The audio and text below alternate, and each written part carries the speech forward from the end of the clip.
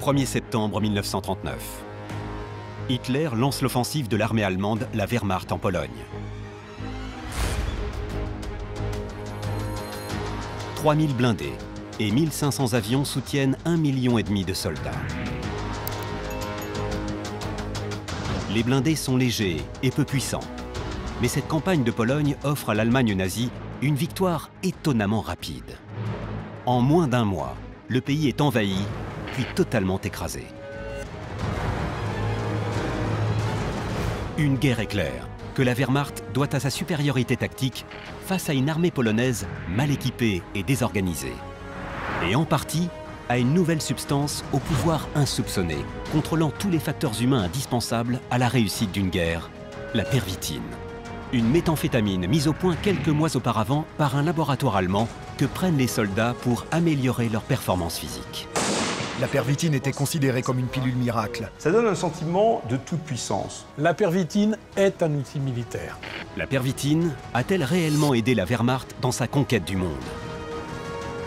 Adolf Hitler et les cadres du Reich en consommaient-ils? Quelle aurait été l'issue des batailles de Pologne et de France sans pervitine? Cette molécule, aux archives longtemps tenues secrètes, était-elle un élément clé de la domination nazie? Fascinant. Un rapport fascinant. Nous avons retrouvé en Allemagne, en France et aux États-Unis des centaines de dossiers déclassifiés, dont le dossier médical personnel d'Adolf Hitler. Nous avons enquêté sur la réalité de la pervitine, l'un des secrets les mieux gardés de l'Allemagne nazie.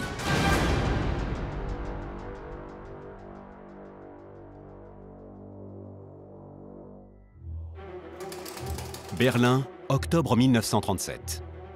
Le laboratoire allemand Temmler-Werke dépose le brevet d'une nouvelle molécule après 10 ans de recherche.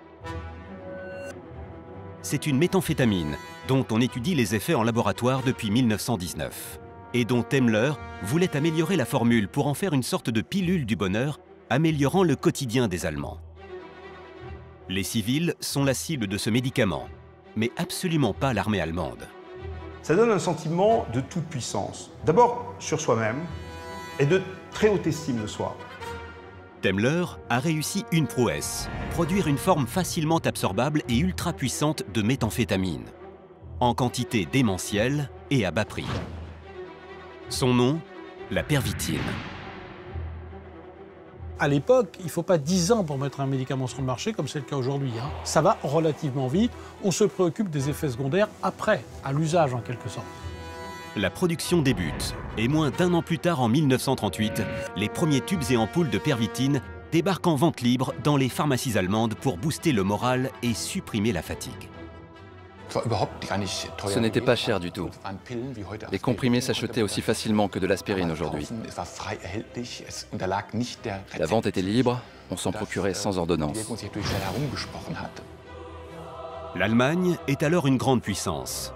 Hitler est au pouvoir depuis 5 ans et vient de prendre le commandement de la Wehrmacht. La société allemande est sous pression. Tous les réfractaires au travail sont emprisonnés par la Gestapo à la demande de Heinrich Himmler. On voit des ouvriers, des contremaîtres qui travaillent dur, qui travaillent 10, 12 heures par jour pendant 5 jours, parfois 6 jours par semaine, parce que le Reich est en train de développer son industrie d'armement à toute vitesse. La pervitine est une bouffée d'oxygène.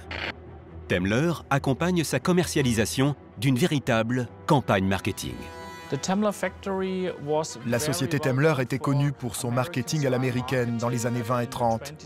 Ils avaient les meilleurs créatifs pour leur campagne. Ils ont fait une campagne publicitaire assez géniale.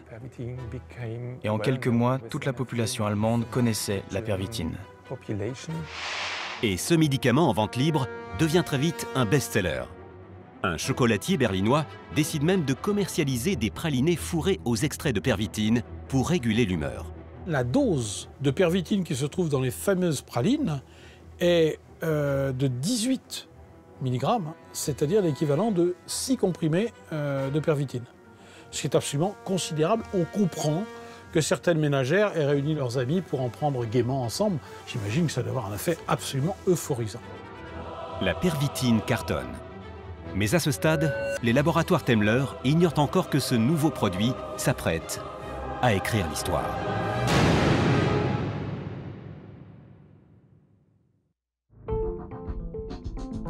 La société civile n'est pas la seule à s'intéresser à la pervitine, car le comprimé arrive jusqu'à l'Académie de médecine militaire. En particulier sur le bureau d'un certain Otto Friedrich Ranke, le directeur de l'Institut de physiologie.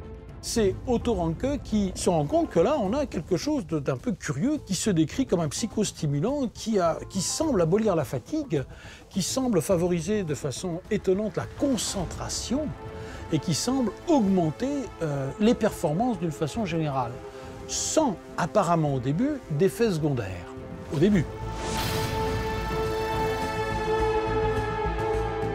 Ranke a lu les rapports sur ce médicament et il en est convaincu. La pervitine a tout d'une pilule miracle pour l'armée allemande qui s'apprête à entrer en guerre.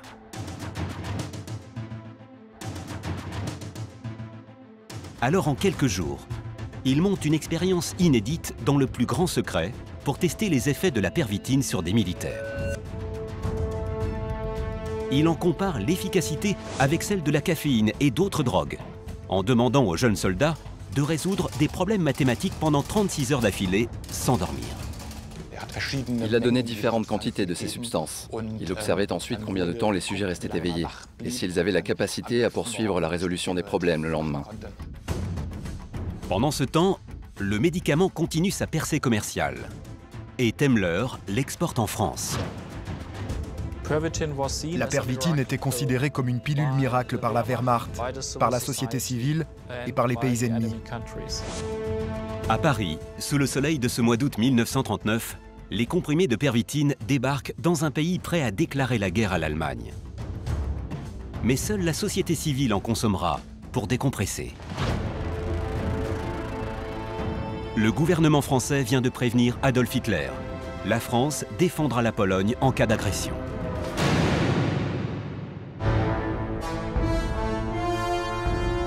Alors que le Führer prépare déjà une attaque imminente contre Varsovie, l'Académie de médecine militaire de Berlin peine à croire les résultats de l'expérience menée quelques jours plus tôt par Otto Ranke sur les jeunes soldats. Ils sont pourtant sans appel.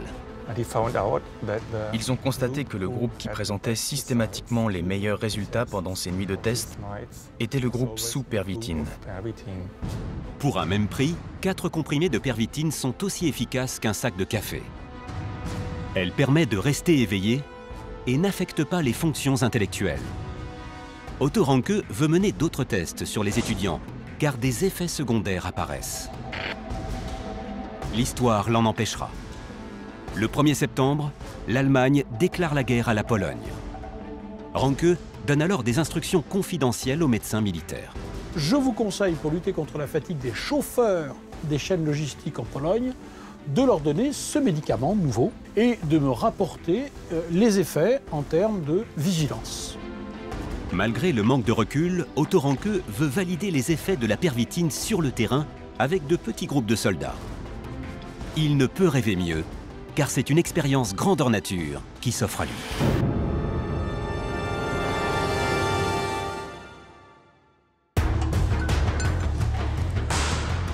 Pologne, septembre 1939. Les unités allemandes gonflées à bloc percent les défenses polonaises en quelques jours et avancent vers Varsovie. Le 28 septembre, bombardée et assiégée de toutes parts, la ville se rend aux mains de la Wehrmacht. Dans son édition du 25 septembre, le Time Magazine décrit une guerre de pénétration à grande vitesse et de destruction.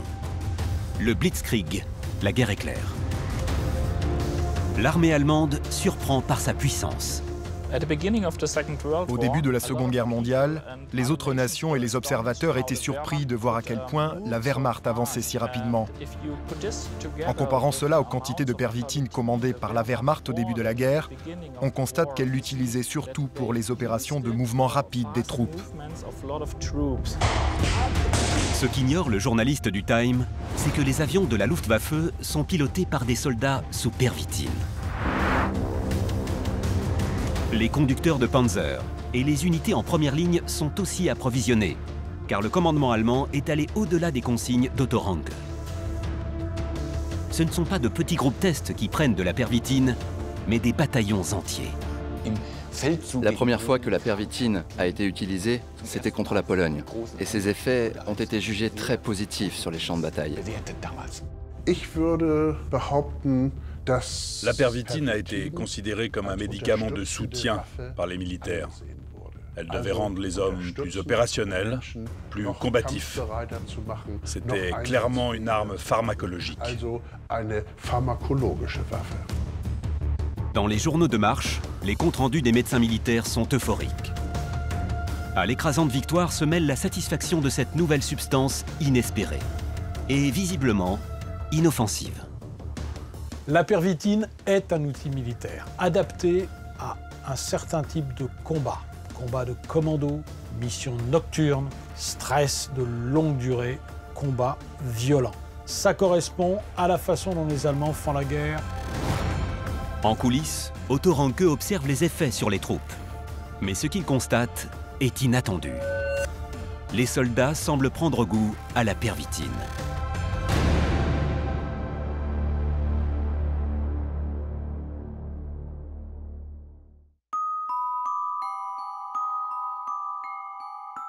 Les militaires font courir le bruit qu'un Panzerchokolade, littéralement le chocolat des chars, rend invincible.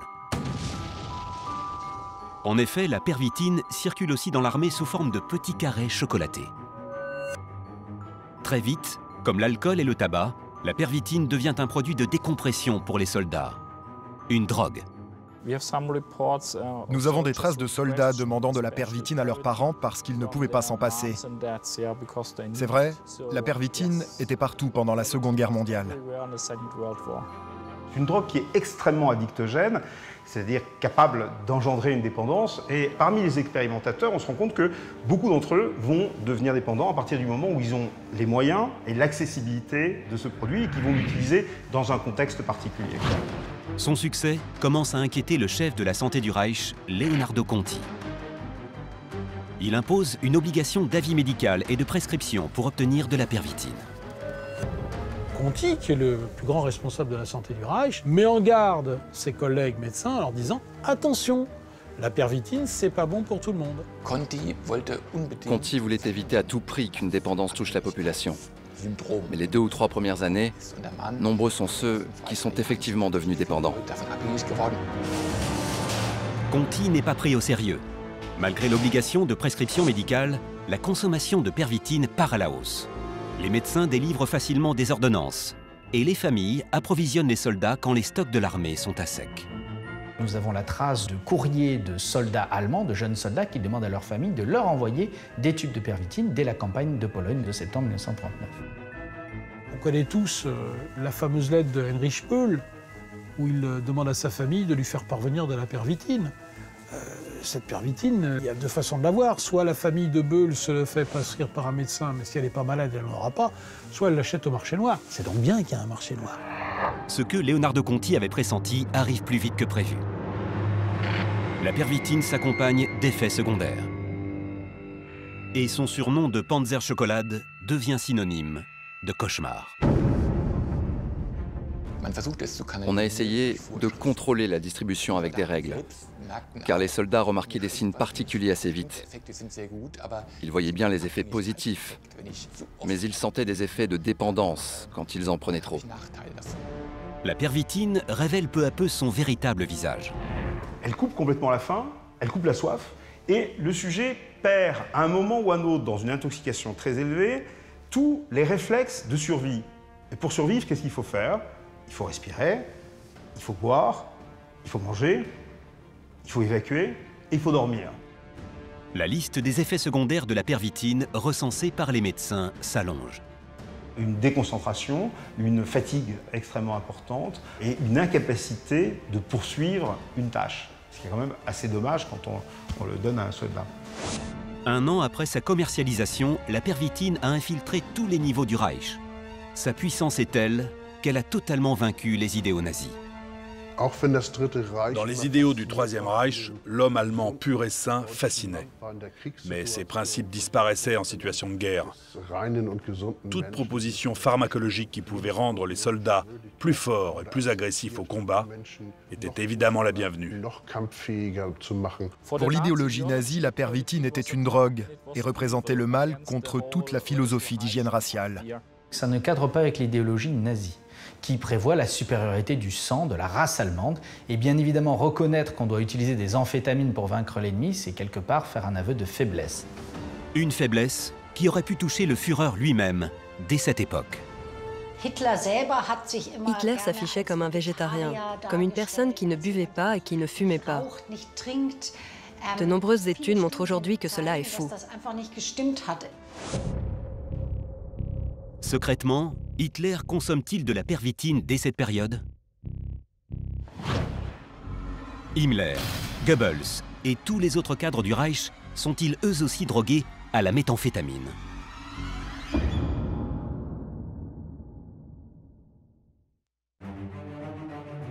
Seul contre tous, Leonardo Conti décide de maintenir ses positions à tout prix.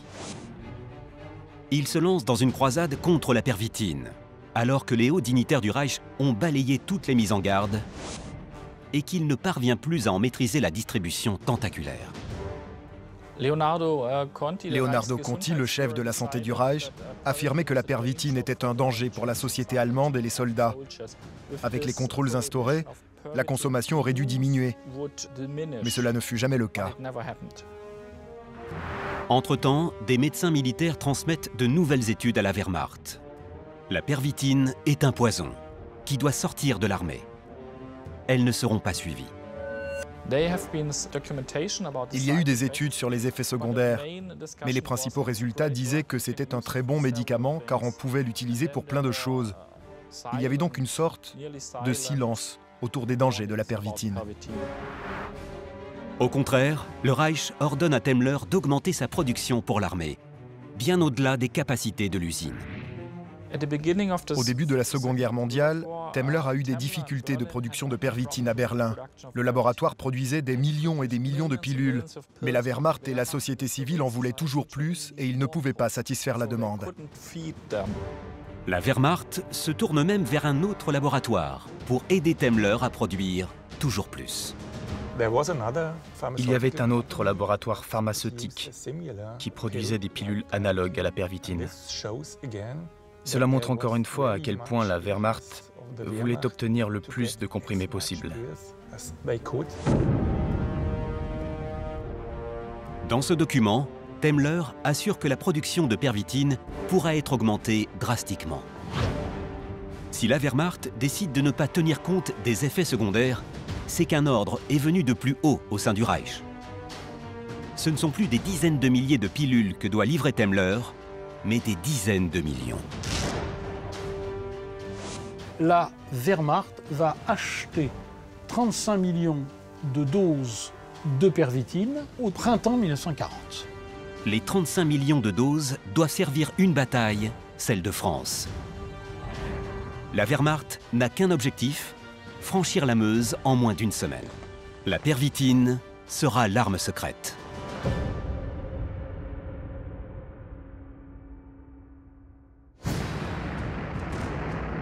France, mai 1940. À l'aube, l'armée allemande déclenche l'offensive qui lui permettra d'atteindre la France. Les Pays-Bas et la Belgique sont envahis. Et le 13 mai, alors que les Ardennes sont réputées infranchissables, la Wehrmacht se présente à Sedan. Au petit matin, les Stuka allemands bombardent les positions françaises. Les chars et les canons avancent, presque totalement indemnes. Des groupes de 50 avions se relayant à tour de rôle pilonnent jusqu'aux berges de la Meuse. Elle sera franchie le 14. Le 15 mai, les défenses franco-britanniques sont définitivement enfoncées. 5 jours. Une percée fulgurante que la Wehrmacht doit à une excellente coordination entre les chars et les avions. Mais pas uniquement.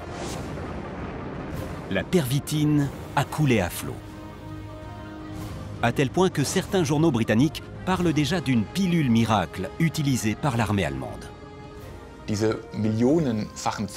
Ce sont des millions de comprimés qui ont été utilisés pendant la guerre contre la France. 30 millions de comprimés de pervitine ont été distribués. On parle de 30 millions. Pourtant, ce n'était pas qu'une simple drogue de décompression comme l'alcool ou le tabac. La distribution de pervitine suivait une stratégie très précise. Il y a une utilisation organisée. Un quartier-maître de la première division de Panzer montre qu'il a reçu l'ordre en une journée de distribuer 20 000 cachets de pervitine aux chauffeurs de ces unités pour faciliter la traversée du massif des Ardennes et la percée qui va mettre la France à genoux. Les conducteurs des troupes, les conducteurs de chars, les pilotes d'avions avaient tous la possibilité de prendre de la pervitine. Ils pouvaient alors parcourir de longues distances à travers la Pologne, à travers la Belgique, jusqu'à la France, sans être fatigués. Car même avec les meilleurs blindés et la meilleure stratégie, un seul facteur reste indomptable pour toute armée: le sommeil. Sur le terrain, les troupes parcourent des dizaines de kilomètres par jour. La nuit n'existe pas et les conditions de progression sont infernales. Avec la pervitine, les soldats ne dorment presque plus.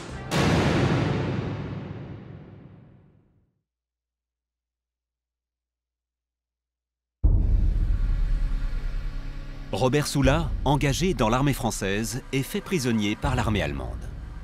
Il se souvient de la rapidité des convois. J'ai quand même été pris par des gens de la 7e Panzer qui étaient depuis 2 jours dans l'avance sans avoir eu de ravitaillement. Dans les premiers jours de leur offensive éclair, où tout réussissait, ils faisaient 100 000 prisonniers par jour, 200 000 prisonniers. Vraiment, c'était vraiment incroyable. À ce moment-là, ils ont été aidés. Robert Soula rejoint ensuite la Waffen-SS comme traducteur. C'est là qu'il entend parler de la pilule secrète ayant aidé à la percée de Sedan. On parlait de cette drogue qui donnait du peps aux soldats. Mais la pervitine ne fait pas que supprimer le sommeil. Elle est euphorisante. Et dans les blindés, alors que l'habitacle confiné, sans lumière, abat le moral des conducteurs, elle donne de l'entrain. Quand on regarde les journaux de marche, les journaux de guerre des unités allemandes, on s'aperçoit par exemple que certaines unités de la Luftwaffe ont utilisé de la pervitine. Le groupe de Panzer Kleist, celui qui est responsable du sectionnement de l'armée française en 2 morceaux et de son effondrement brutal, consomme aussi de la pervitine. Pilule miracle, produit dopant ou simple remontant, difficile de quantifier les effets de la pervitine sur la victoire allemande. Il ne faut pas y chercher dans la pervitine le secret de la victoire allemande. Néanmoins, c'est probablement un élément supplémentaire. Pourtant, si elle n'est jamais nommée dans les archives des journaux de marche, la pervitine laisse des preuves accablantes de son utilisation massive lors de la bataille de France. Jusqu'aux officiers les plus proches d'Hitler, comme Erwin Rommel. L'opération menée contre la France par Manstein et Rommel était quand même un plan génial. La vitesse et la surprise faisaient partie de la tactique, mais aussi cette substance qui contribuait au succès des opérations.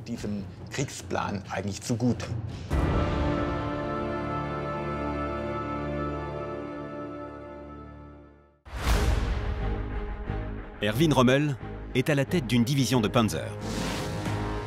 Avec ses troupes, il arrive jusqu'au secteur fortifié de Maubeuge le 16 mai 1940, en avance sur son planning.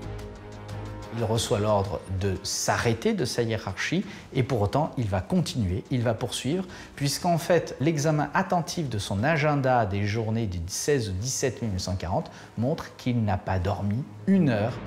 Les Français sont en plein repositionnement. De nouveaux ordres demandent à Rommel de s'arrêter. Seul contre tous, de façon irrationnelle, il continue sa croisade. Il décide donc de désobéir à ses ordres en s'élançant à la tête de ses chars contre des fortifications légères. Pour mystifier les Français, il va avancer en tirant, sans préparation d'artillerie et en agitant des draps blancs dans la nuit, ce qui va provoquer l'étonnement des Français qui ne répliqueront pas. Rommel ira même jusqu'à débrancher sa radio, ce qui provoquera une grande panique au plus haut niveau du commandement. Hitler lui-même avouera qu'à cause de Rommel, il a passé une nuit blanche d'angoisse. Tout le monde le croit perdu, alors qu'en fait, il fonce. Dans ses rapports, Erwin Rommel racontera de façon fantaisiste une percée sous la Lune, comme dans un rêve, avec le cliquetis des chars. Le sujet a la conviction qu'il entend un son et le son n'existe pas. Et il y a aussi dans les hallucinations des hallucinations visuelles. À ce moment-là, celui qu'on appellera le renard du désert était certainement drogué à la pervitine.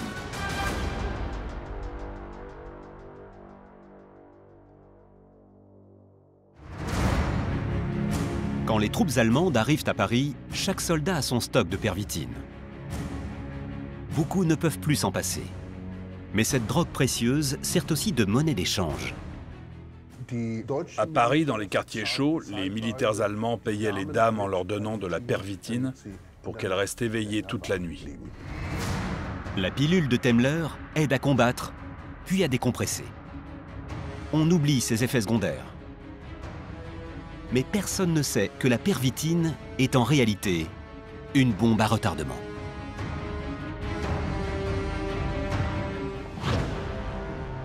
Berlin, juin 1940.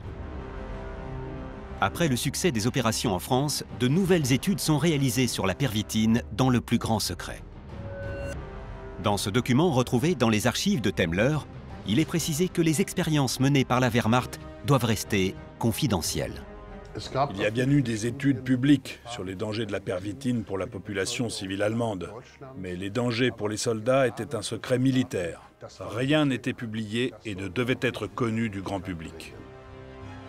Cet été 1940, l'attaque aérienne allemande contre la Royal Air Force est une offensive sans précédent. Depuis les côtes françaises, les pilotes de la Luftwaffe bombardent les convois britanniques. Les opérations sont réalisées de nuit. La pervitine est indispensable. Avec 2 comprimés, le pilote peut rester réveillé plus de 30 heures sans dormir. Pendant l'été et l'automne 1940, la pervitine était régulièrement donnée aux pilotes combattant contre l'Angleterre. Et on a rapidement constaté des problèmes de mauvais usage de cette pervitine.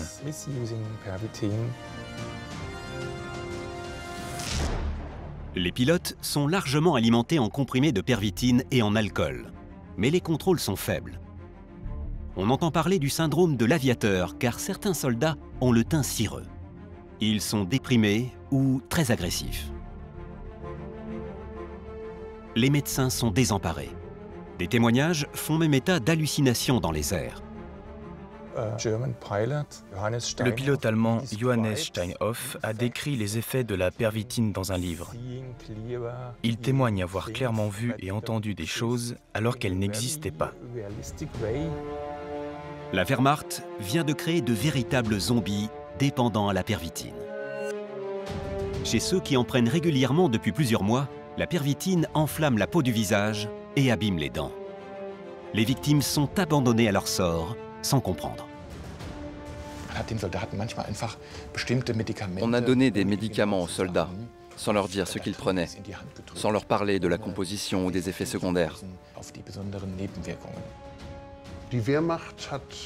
La Wehrmacht ne se préoccupait pas des victimes tant qu'elle avançait vers ses objectifs. On voulait des soldats forts, peu importe si certains mouraient au passage. Les premiers morts de la pervitine sont cachés sous d'autres causes de décès, comme les infarctus. Il n'y avait presque pas de rapport sur le nombre de morts, mais beaucoup sur les effets secondaires. Par exemple, des épisodes psychotiques, des dépressions, des comportements agressifs, des attitudes irrationnelles et plein d'autres encore. Malgré les morts, malgré les effets secondaires, Temmler est classé parmi les entreprises les plus importantes du Reich. La production de pervitine tourne à plein régime. Même avant le début de la Seconde Guerre mondiale, Temmler a été inscrite sur la liste secrète des entreprises importantes pour l'effort de guerre. Les approvisionnements de la Wehrmacht sont classés secret défense. Rien n'arrêtera l'épopée de la pervitine.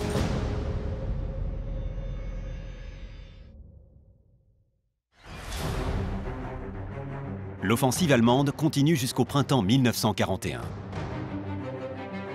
Mais le Royaume-Uni est un adversaire redoutable et les pertes allemandes sont importantes.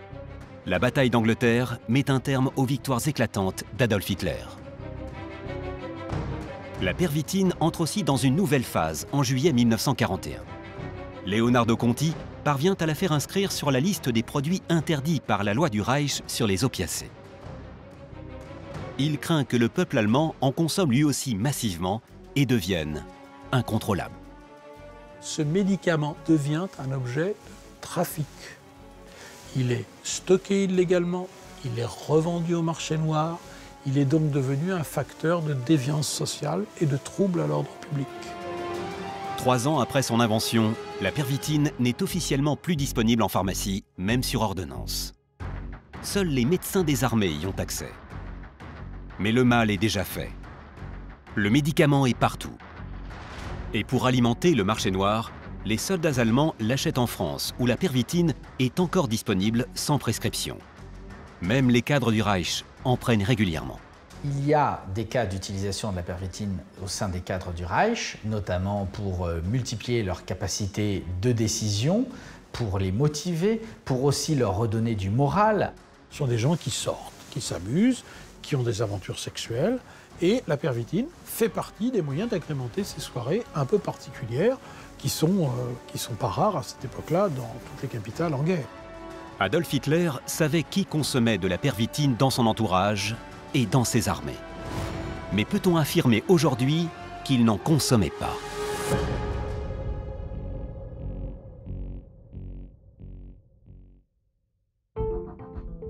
Pour comprendre la relation entre Adolf Hitler et les drogues, il faut remonter quelques années plus tôt.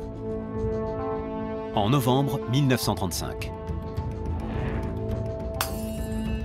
Un soir, Adolf Hitler se tord de douleur et fait appeler 2 médecins en urgence à son chevet. Ces médecins découvriront qu'il se bourre de médicaments pour lutter contre des gaz intestinaux et que ces maux de ventre sont fréquents. Mais en 1936, une rencontre va bouleverser la santé du Führer. Une rencontre avec celui qui deviendra par la suite son médecin personnel jusqu'à sa mort, le docteur Theo Morell. Morell est un homme ventripotent, d'une saleté repoussante, mais dont les traitements font apparemment des miracles. Hitler est convaincu. Theo Morell fabrique lui-même ses produits.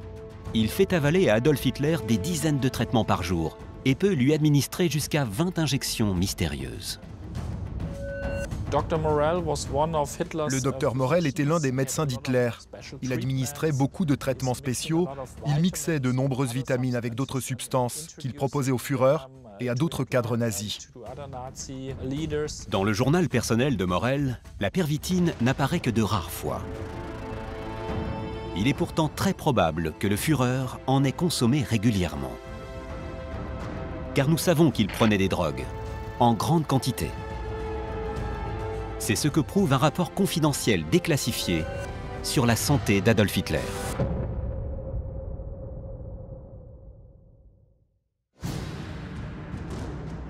Pour retrouver la trace de ce dossier, nous sommes partis aux États-Unis, chez un collectionneur, Bill Panagopoulos.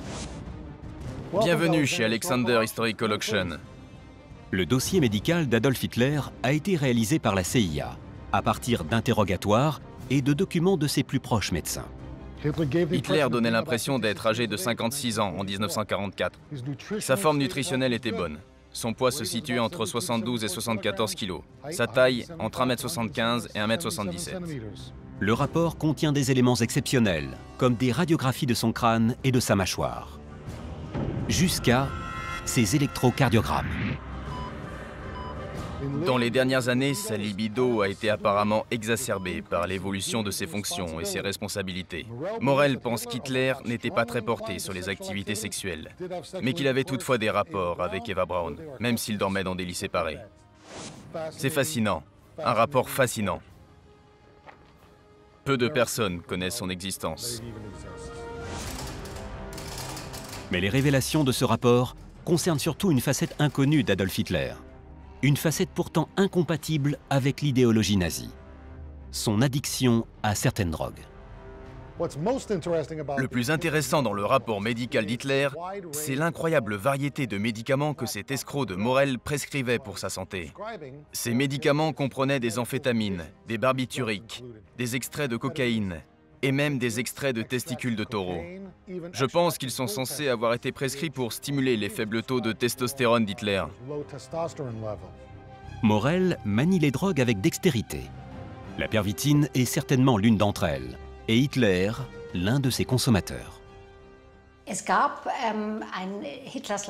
Theo Morel, le docteur d'Hitler, participait à la recherche sur la pervitine. C'était une préparation pharmaceutique qu'il voulait perfectionner pour en faire autre chose. Et Adolf Hitler était au courant, bien sûr.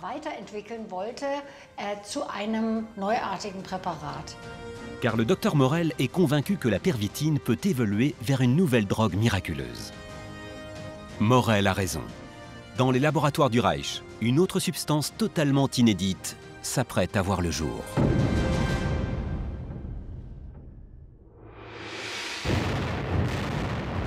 Front de l'Est, juin 1941. La pervitine est utilisée dans la guerre germano-soviétique dès l'opération Barbarossa. C'est l'une des plus grandes invasions de l'histoire militaire. 4 millions de soldats de l'Axe, 600 000 véhicules et autant de chevaux. Les troupes de la Wehrmacht avancent à toute vitesse.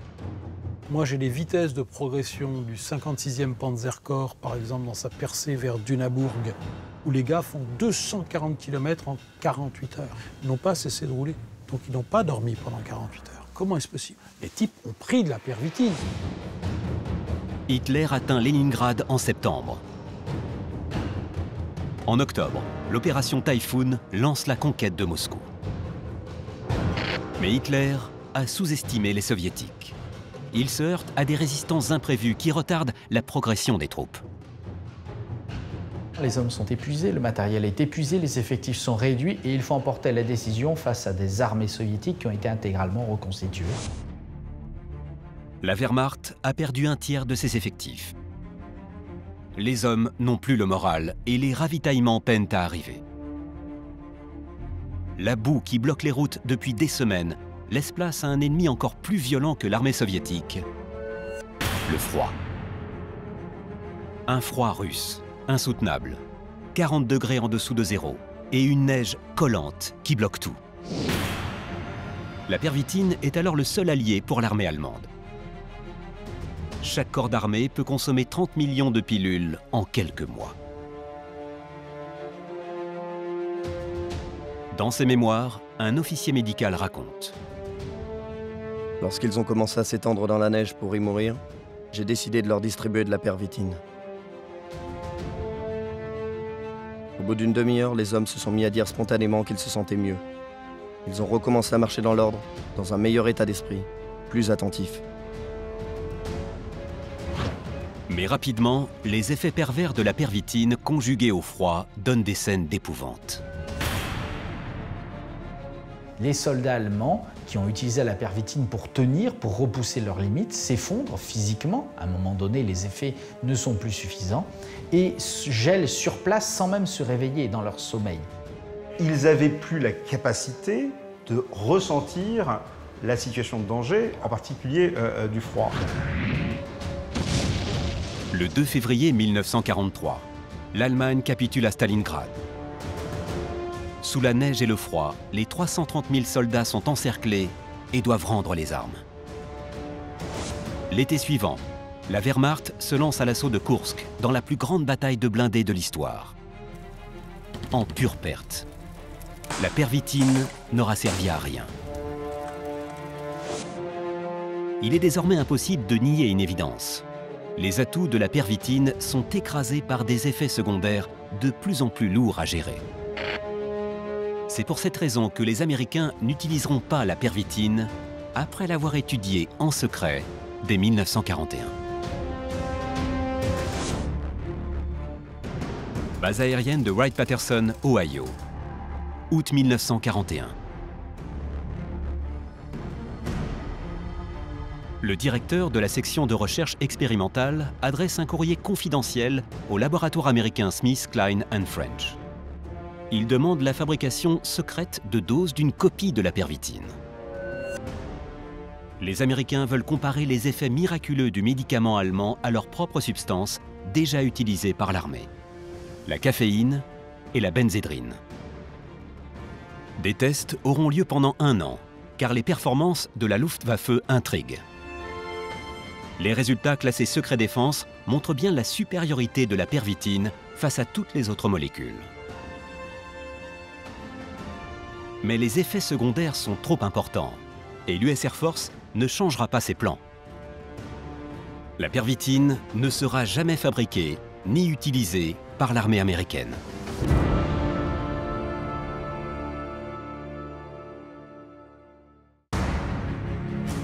Atlantique Nord, janvier 1943. La bataille de l'Atlantique est une priorité absolue pour Adolf Hitler. Mais la Kriegsmarine, la marine de guerre allemande, a subi de lourdes pertes. Les sous-mariniers sont épuisés et le Führer constate que ces U-boats, les sous-marins allemands, ne font pas le poids. Le 20 avril 1944, le jour de l'anniversaire d'Hitler, un nouveau commando est créé sous les ordres de l'amiral Hay, le Kampfverband, constitué de petites unités de combat. En un temps record, ces sous-marins de poche sont fabriqués et des centaines de volontaires recrutés dans les jeunesses hitlériennes. L'habitacle confiné des sous-marins ne s'ouvre que de l'extérieur. Le conducteur est comme emprisonné. Pourtant, il doit s'approcher au plus près de l'ennemi. Chaque véhicule est une torpille vivante. Chaque mission peut rapidement devenir une mission suicide. L'usage de la pervitine est alors systématique. Chaque pilote était assis seul dans des conditions épouvantables. Il fallait rester en forme et éveillé, sous l'eau, pour s'approcher de l'ennemi le plus près possible, afin d'envoyer la torpille sur le bateau. Dans ces conditions, la pervitine était parfaitement adaptée.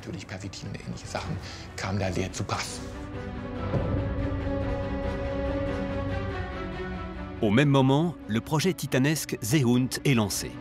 Il s'agit de construire de nouveaux sous-marins conduits à 2 soldats, capables de partir en mission 4 jours et 4 nuits. La réserve d'oxygène est de 45 minutes, dans un habitacle étroit, obligeant le sous-marin à remonter souvent en surface. Même la pervitine devient inefficace pour booster les soldats et trop toxique pour 4 nuits de travail continu. Les pilotes de Seehund devaient rester éveillés 4 jours et 4 nuits. Pour cela, on avait besoin d'une nouvelle substance, car la pervitine n'était pas assez efficace. Elle ne permettait de tenir que 2 jours. C'est à ce moment qu'un projet fou germe dans les esprits du Reich.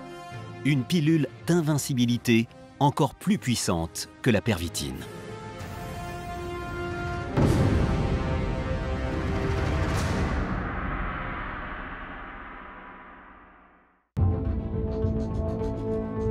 Cette nouvelle drogue surpuissante voit le jour lors d'une réunion entre l'amiral Hay et le professeur Orczeszowski, le médecin supérieur de la marine. Quand on a compris et admis que la pervitine était responsable de l'état pitoyable des soldats, on a eu l'idée de mettre au point d'autres substances pour vaincre, mais des drogues d'une meilleure qualité. C'est la raison pour laquelle on a développé une série de projets, du projet D1 au projet D10. Classé secret défense, le projet DOSIS est une série de préparations à base de pervitine. Il y en a 10, toutes testées sur des soldats. Et c'est la 9e qui semble la plus efficace. Le médicament D9 est composé de 4 substances dont la cocaïne et la pervitine. Cette substance D9, produite par la pharmacie de la Kriegsmarine, a été testée sur les soldats du Kampfverband. Il y a eu 1000 pilules produites, distribuées uniquement à ces soldats.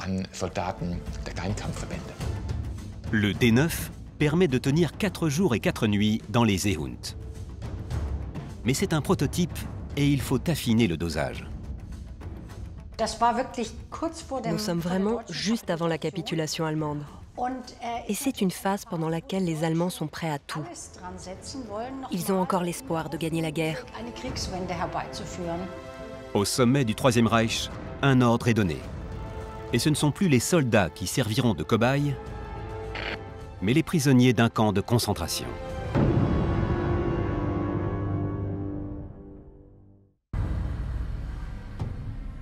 Camp de Sachsenhausen, novembre 1944. À 30 km de Berlin, la ville d'Oranienburg abrite un camp où seront internées 200 000 personnes. Près de 85 000 y trouveront la mort. C'est ici que le D9 sera testé et affiné. Car le camp de Sachsenhausen dispose de détenus très particuliers. Des marcheurs qui testent déjà à longueur de journée la solidité de paires de chaussures. À Sachsenhausen, il y avait un parcours test sur lequel on mettait à l'épreuve des chaussures pour l'industrie allemande. Le groupe de détenus qui avait été choisi pour pratiquer ces tests était un commando spécial punitif. On l'appelait le commando de marcheurs. Dans la cour de promenade, le parcours destiné au commando de marcheurs était aménagé avec différentes qualités de sol. Des cailloux plus ou moins gros.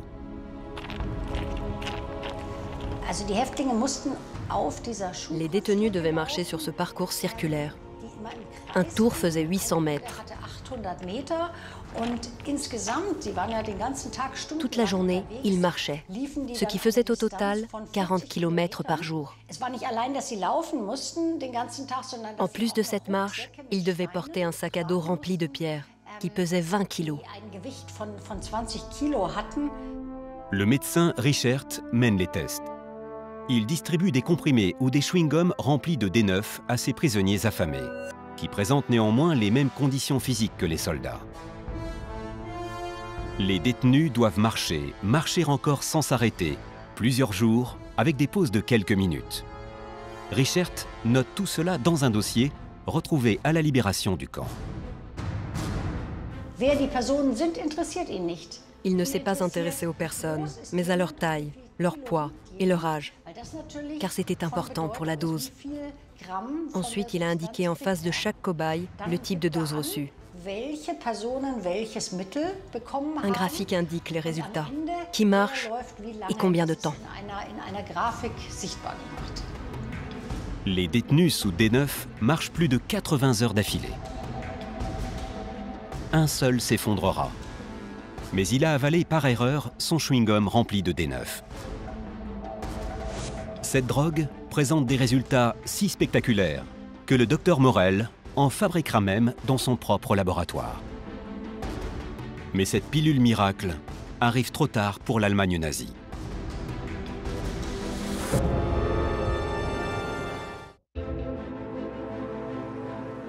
Berlin, avril 1945. Les Alliés et les Soviétiques se dirigent vers la ville pour un dernier assaut qui lui sera fatal. Lieselotte Lattmann a alors 20 ans. Elle est allemande et travaille sur le front à une centaine de kilomètres de Berlin avec un médecin, le docteur Hüttner. Nous sommes arrivés au village de Burg. Il y avait un hôpital militaire. On a opéré, dormi quelques heures. Ensuite, le docteur Hüttner a entendu les blindés russes et il a dit « Attention, il faut que nous partions ». Derrière le bâtiment, il y avait le mur du jardin. Mais moi, je n'avais jamais escaladé de ma vie. Alors on a pris de la pervitine. Et tout à coup, j'ai su comment grimper le mur. Lieselotte marche alors pendant 6 jours pour échapper aux Soviétiques. C'est l'un des rares témoignages où la pervitine a permis de sauver des vies. Chacun de nous avait sur lui un petit tube de pervitine. Et sans cette pervitine, on n'aurait pas pu vivre ces 6 jours, ni marcher, ni couru pour rester en vie.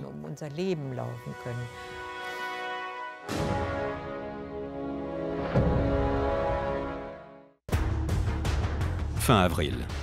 Alors que la Wehrmacht est totalement prise de court, Hitler, une semaine avant son suicide, ordonne à tous les soldats de partir vers Berlin pour défendre la ville. sur le bureau du général, j'ai vu moi-même le télégramme signé Adolf Hitler qui demandait, en utilisant tous les moyens de transport possibles, d'amener la division pour combattre sur Berlin. Tout le monde sait que l'opération est perdue d'avance. Les soldats sont épuisés, vaincus. Et pourtant, nombreux sont ceux qui partiront exaltés. Oh, ceux qui sont partis gonflés à bloc. Hein. Ils étaient en pleine euphorie. Hein. Ils voulaient y aller, ils ont demandé. Hein. Si Pervitin y avait eu, ça aurait pu être à ce moment-là. Berlin tombe le 2 mai 1945, suivi par l'Allemagne tout entière. Mais la défaite allemande ne marque pas la fin de la Pervitin. Elle quitte le statut de drogue imposé par Leonardo Conti et revient en pharmacie comme un médicament autorisé. La Pervitin sera commercialisée encore pendant 25 ans, avant d'être classée définitivement parmi les stupéfiants. Le passé militaire de la Pervitin est longtemps resté caché. Désormais, c'est une autre page qui se tourne pour les chercheurs, car son histoire renferme encore de nombreuses zones d'ombre. On n'est qu'au début de l'enquête historiographique. Ça reste un grand mystère, cette Pervitin, parce qu'il n'y a pas de chiffres très fiables. En recoupant les documents de production de Temmler, classés top secret, nous savons que le laboratoire aurait pu produire près de 740 millions de doses pendant la Seconde Guerre mondiale. La Pervitin a été très clairement une arme de guerre. Elle fait partie de l'arsenal nazi qui permet à ses soldats de vaincre. Le pouvoir de la Pervitin a pu dépasser le cadre militaire et servir aussi, tel un opium du peuple, les idéaux de la dictature nazie. La Pervitin a été utilisée consciemment comme un instrument de domination politique et militaire par le régime nazi. Est-ce qu'elle est une arme du système totalitaire hitlérien? La question, c'est celle-là la vraie question. Aujourd'hui, la Pervitin est encore fabriquée clandestinement en République tchèque. Depuis 1939, son prix au gramme a été multiplié par 250. La pilule nazie inonde aussi sous le nom de cristal les milieux d'affaires américains et son usage se développe en Europe. Près de 80 ans d'existence, sans que jamais ces consommateurs actuels n'aient établi un lien avec les fantômes du passé.